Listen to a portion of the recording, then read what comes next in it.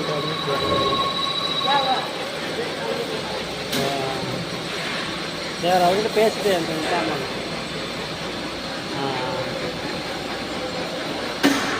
சரி, ஓகே. கன்ஃபார்மாக என்னன்னு தெரியல.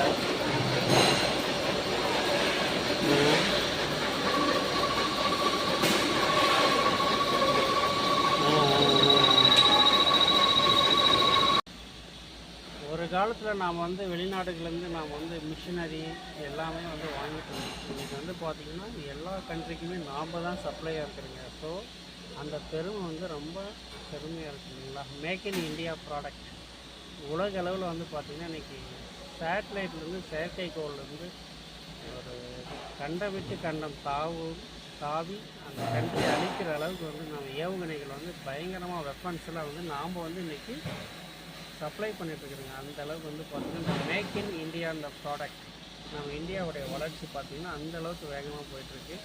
ஸோ ஒரு காலத்தில் நம்ம ரஷ்யா, ஜப்பான், அமெரிக்கா இந்த கண்ட்ரி கூட தான் நம்ம வந்து ஒரு காலத்தில் நம்ம எல்லாமே கையேந்திட்டு இருந்தோம். ஆனால் இன்றைக்கி வந்து பார்த்திங்கன்னா எல்லாமே வந்து நாம் ஓனாக மேக் பண்ணி மேனுஃபேக்சரிங் பண்ணி பல கண்ட்ரிகளுக்கு சேல் பண்ணிட்டுருக்குறோங்க.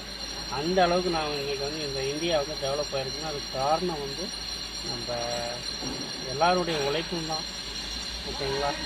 இன்னும் எவ்வளவோ குட்டி குட்டி சயின்டிஸ்ட்டுங்க, சின்ன சின்ன குழந்தைங்க, சின்ன சின்ன பசங்க, +2 காலேஜ் இது மாதிரிலாம் பார்த்திங்கன்னா நிறைய கண்டுபிடிக்கிறாங்க. ஆனால் அது வந்து பார்த்திங்கன்னா யாருமே அதை வந்து ஊக்குவிக்க மாட்டுறாங்க, ஒரு வெல்கம் பண்ண மாட்டுறாங்க. அதுதான் ரொம்ப வேதனையாக இருக்குது. இந்தியாவில் வந்து ரொம்ப ரொம்ப வேதனையாக அது ஒருத்தர் தான். ஒருத்தர் புதுசாக கண்டுபிடிக்கிறாங்கன்னா அவங்க என்கரேஜ் பண்ணணும். ஓகேங்களா.